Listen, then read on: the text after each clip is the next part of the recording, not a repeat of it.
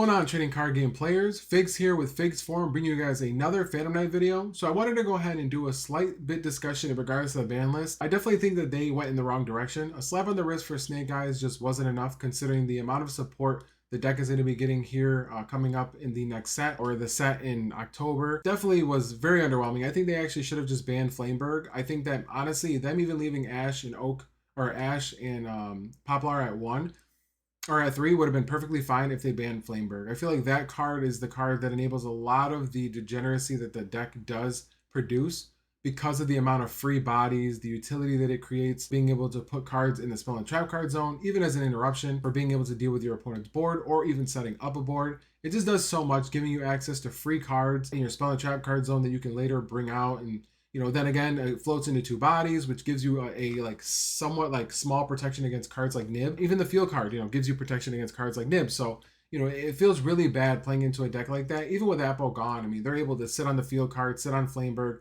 and still be able to, produce protection that stops you from being able to just nib them. So I definitely think that the hits were very poor in terms of the Snake Eyes deck. Yugioh got a small slap on the wrist as well. I definitely think that they should have hit more of the Yugioh cards, not just the support around it. But I don't get to create the ban list. Neither do any of us players, unfortunately. But at least they were able to do something. I do feel like everything else on that list was quite subpar.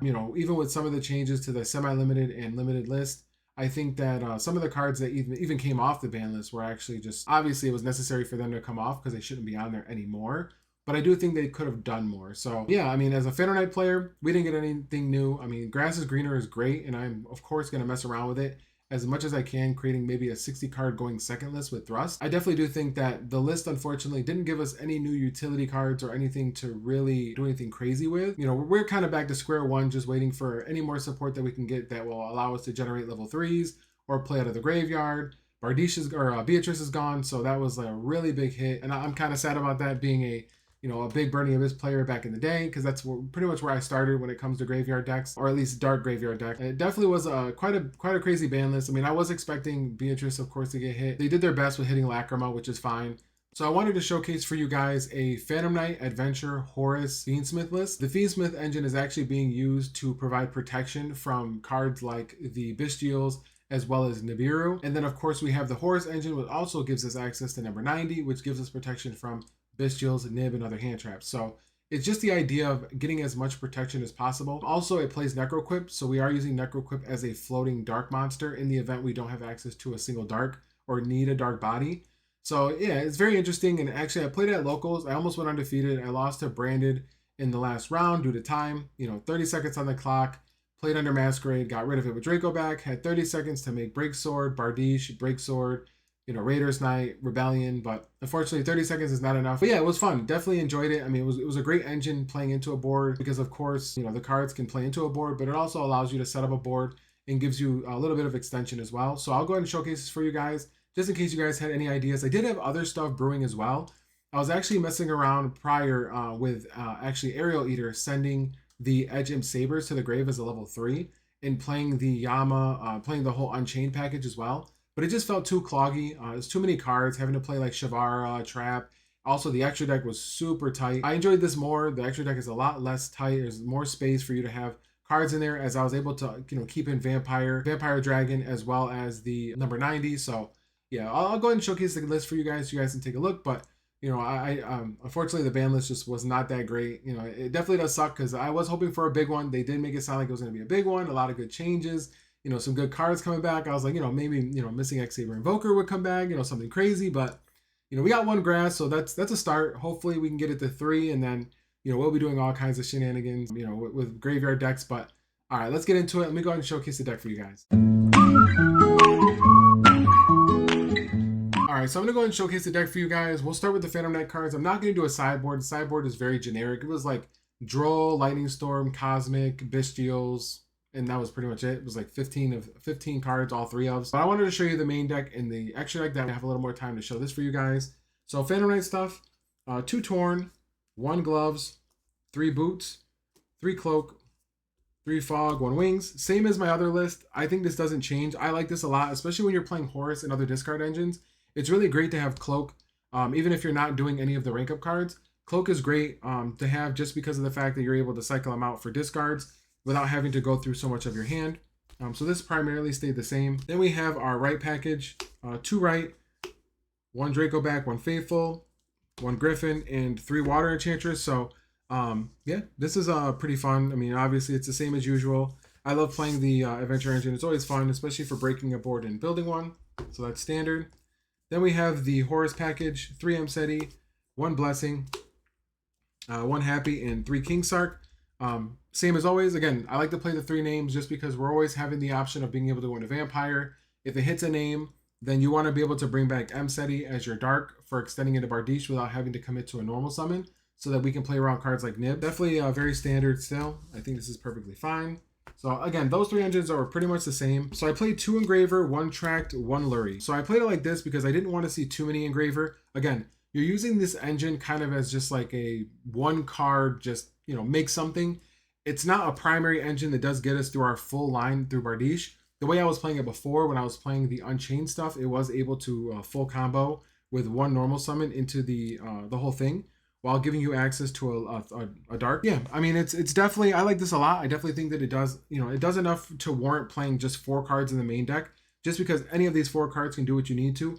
We're also playing the card that goes into the engine in the extra deck as well, so we do have access to it at any time. In the event we get hit somewhere and we can't make something to affect monsters, gets us, to something. Then we have 3 Spearword Terratop, 1 Taketan board, standard. I mean, obviously this card's just, it's our only 1 card, play. Then I had 3 Triple Tactic, 1 Call By. I kept that the same as it was before. 3 Droplet and 1 Rhoda. So I did cut the Foolish Burial just so that I could play a 45 card list. I didn't want it to be any more or any less than that.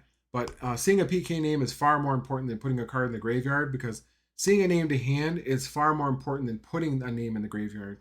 And that's something to understand, especially with the Horus engine and when you need to commit to a normal summon. Because a lot of times, if you have to Rhoda into Cloak to get a search, you're going to lose out on the second body that you need, like the boots. So it's easier for you to just Rhoda into Cloak or Rhoda into Torn Scale, normal summon it, use it as an onboard body, and then later on be able to banish it to continue recurring. So Rhoda is, in my opinion, far more important than Foolish Burial, even though we do have a lot of Foolish Burial targets.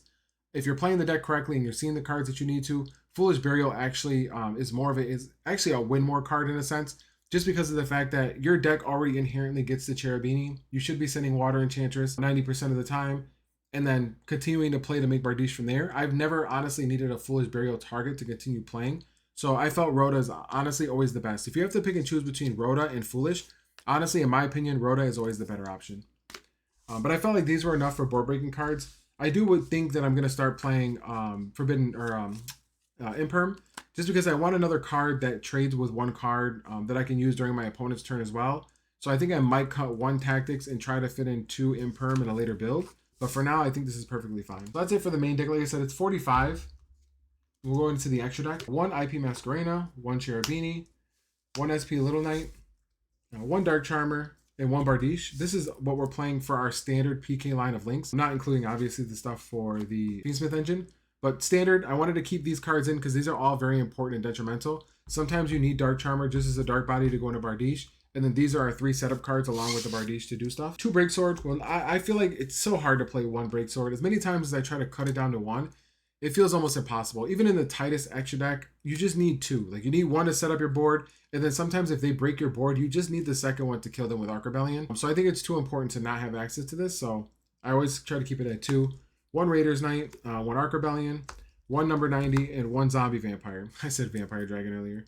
But yeah, one Zombie Vampire. So we still have the targets that we need for our Horus engine. We still have everything that we need for our PK engine. So we have all the cards that we need in order to facilitate play and to kill our opponent. Then for the engine for Fiendsmith, we have 1 Moon of the Closed, 1 Fiendsmith Requiem, 1 Necroquip, and 1 King Caesar. So the way that we're pretty much playing this, obviously tracked into Requiem for Lurie, and then we bring out Engraver. Engraver equips the Requiem, Necroquip, bring back Engraver, and then overlay for High King Caesar. If we're not doing that, we're using Necroquip as a dark monster. Also, one thing to note, she does have a draw ability, which did come up several times. So if you're starting your combo off with the Fiendsmith line, and then you have like Mseti in hand, you can actually trigger Necroquip's effect to be able to draw a card. So pretty nice. I mean, you're able to draw cards just from being able to send cards from your hand for effects. So that's one thing to note. Even for the Adventure engine, Faithful Adventure triggers it, as well as Torn Scale. So It's risky with certain effects because obviously, you can play into Nib a little bit harder because you have to keep this on the board. And by the time you get to this, you're already on to your fifth summon when you bring out Engraver, going into High King. So it's only got to be a little bit careful depending on what line you go through. I mean, it's a free draw and it comes up. Like I said, you have Mseti, you just summon this, Mseti. Even if they stop it, you still get a draw. So it's really nice. But that's it for the deck. So I just wanted to showcase it for you guys. It's just a simple 4-card Fiendsmith combo or engine. I mean, I always seem to have some kind of flexibility in the deck, so I wanted to take that flexibility and do something with it. And since I felt like them hitting Lacrima and me not needing sequence for this engine made it a little bit better, I wanted to make sure I still played this just because of the fact that there are times where you can be in a pinch where you have like 2 random monsters, like maybe a Griffin and an Atake Tomborg and no other monster. So it's nice to be able to just have something to go into other than just going into SP. You can do close and go into High King Caesar. Because there's situations that do happen like that sometimes where you have like, Horus Engine and you just have 2 floaters and you want to make protection so that you're not playing into Nib. I mean, and I like that a lot. Being able to have 2 different lines that allows you to play into Nib or have protection from Nib is actually really good. Simple 45 card list. Sideboard was very standard, but I definitely think this is a decent deck to play. Again, I had no problems with it. It was very consistent. I didn't have any, brick hands. For some reason, I always draw the Lurie. It's probably because it's common, but I draw the Lurie very often. Otherwise, I definitely enjoy the deck. I hope you guys enjoy the deck profile and discussion as well. Tune in as always. Give me a like and subscribe, and I'll see you guys in the next one.